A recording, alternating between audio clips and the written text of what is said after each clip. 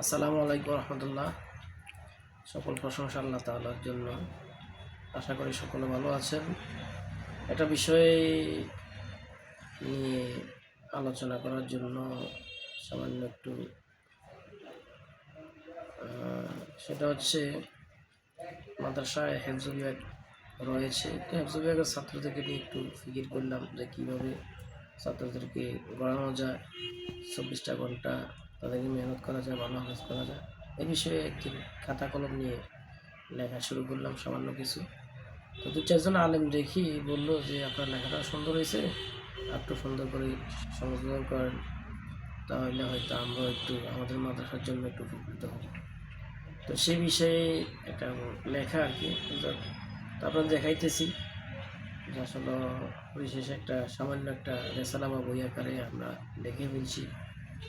তো আমাদের বইতে যে বিষয়টা আছে সেটা হচ্ছে মনে করেন যেমন প্রথম হচ্ছে বিসমিল্লাহির রহমানির রহিম। বইটার নাম দেওয়া হয়েছে হেফজ বিভাগের তথ্য বই। তো এখানে আমাদের যে বিষয়টা রয়েছে যেমন হেফজের মান উন্নয়ন কল্পে কতক পরামর্শ, এর ভিতরে ক থেকে জ পর্যন্ত কয়েকটা নির্দেশনা রয়েছে। যেমন প্রতিদিনের সবক অবশ্যই তাজবিদের সহিত লোকমাবিহীন তারতিলের সাথে শোনাতে হবে। সাত সবক প্রতিদিন শোনাতে হবে, কমপক্ষে 10 পৃষ্ঠা শোনাবে, এটা ছাত্রদের জন্য। সাপ্তাহিক দাওয়ার ওস্তাদের নেগায় থাকবে। সাপ্তাহিক দাওয়ার মানে আমরা যেটা সাপ্তাহিক সবিনা বলি, আসলে সবিনা মানে অর্থ হচ্ছে সব বিনা। সব বিনা মানে হচ্ছে সব মানে রাত্রে শোনা, একের পর একে শোনা। তো আসলে এগুলো আমরা আগে রাত্রে সবিনা করতাম, এখন তো রাত্রে আর সবিনা হয় না, হয় দিনে। এই জন্য এটাকে দাওয়ার বলা হয়। এই জন্য আমি এখানে সবিনা না নিয়ে আসি, দাওয়ার নিয়ে আসছি। দাওয়ার মানে একে অপরকে কি শোনাবে। সপ্তাহের শুরুতে শনিবার দাওয়ারের ফড়াগুলো ভাগ করে নিবে, এক সপ্তাহ একসাথে শনিবারে ভাগ করে নিবে। তো এইভাবে কয়েকটা বিষয় নিয়ে আসছে। আরেকটা উল্লেখযোগ্য হচ্ছে অনেক মাদ্রাসা আছে ছাত্ররা কয়েক বছর পর্যন্ত হেফজ পড়ে কিন্তু সব পারে না, এদেরকে দূরে রাখা হয় বা এরা বসে থাকে। তো এই জন্য হেফজের কোন ছাত্র হেফজ পড়তে পারবে, 1 বছর হয়ে যাওয়ার পরেও যদি 1 পৃষ্ঠা করে পড়া না দিতে পারে তাহলে সে হেফজের যোগ্য নয় বলে গণ্য করতে হবে।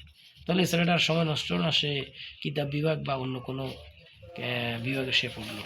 একটা বিষয় যে পড়ার সময়সূচি, অনেক মাদ্রাসা আছে সময়সূচি নাই বা এটা আলাদা, কিন্তু আমরা একসাথে নিয়ে আসছি পুরা 24টা ঘন্টার সময়সূচি। যেমন ফজরের জামাতের 1 ঘন্টা 30 মিনিট পূর্ব থেকে সকাল 9টা 30 মিনিট পর্যন্ত, এই সময়ের ভিতরে তাহাজ্জুদের নামাজ আদায় করা, সবক শোনানো, ফজরের নামাজের পরে 1 ঘন্টা পর্যন্ত 7 সবক শোনানো বা প্রস্তুতি নেওয়া, তারপর 30 মিনিট নাস্তার বিরতি, এরপর থেকে 7 সবক কিংবা আমুক্তার প্রস্তুতি। এভাবে আপনার রাতে 10টা পর্যন্ত পুরো টাইমের একটা সমস্যা আছে। 3 নম্বর হচ্ছে মক্তব বিভাগের একটা বিষয় আছে যে একটা ছেলে যদি স্কুল থেকে আসে বা নুরানি নাই পড়ে তাহলে আপনি তাকে 66 দিনে একটা কায়দা শেষ করতে পারবেন।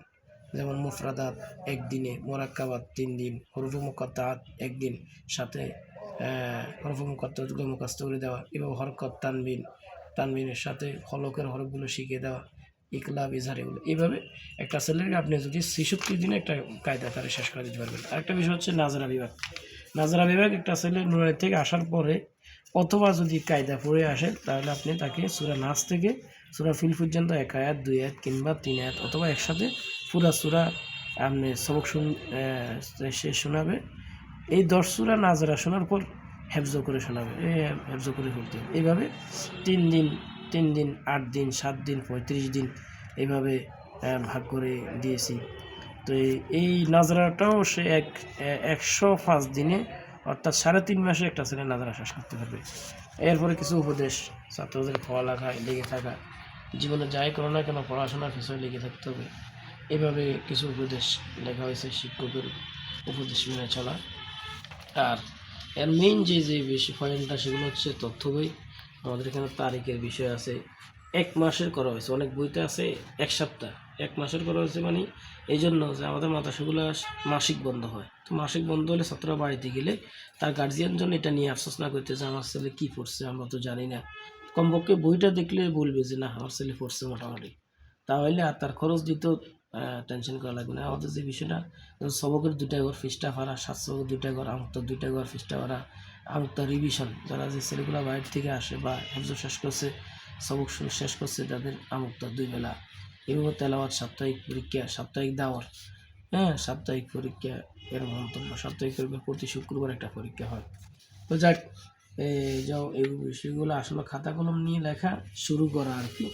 আপনাদের কাছে দোয়া চাই, ভুল ভ্রান্তি হইলে আপনারা আর কোনো মাদ্রাসার যদি প্রয়োজন হয় আপনারা নিতে পারেন, নেওয়ার পরে যদি ভুল ত্রুটি হয় তাহলে ইনশাল্লাহ আমাদেরকে ধরিয়ে দিলে আমরা সামনে যদি এটার আরও বেশি ভালো ইয়ে হয় তাহলে আবার প্রচারণায় বা ইয়েতে আমরা এটাকে খেয়াল রাখবো, ত্রুটি ঠিক করে দেবো। আর যদি কারো কোনো মাদ্রাসায় লাগে তাহলে ইনশাল্লাহ যোগাযোগ নাম্বার এখানে আছে, যোগাযোগ নাম্বার দিবেন। আর হাদিয়াটাও এখানে আমরা একটা হাদিয়া নির্ধারণ করছি যে নির্ধারিত মূল্য 50 টাকা। আর নিচে নাম্বার দেওয়া আছে দুইটা নাম্বার, প্রথম নাম্বারটা 01974943390, এটা এতে হোয়াটসঅ্যাপ আছে। তারপর একটা গ্রামীণ আমার হাতের নাম্বার। তো এতটুকু বলি আমি শুরু করছি। দোয়া আছে। আসসালামু আলাইকুম রহমতুল্লাহ।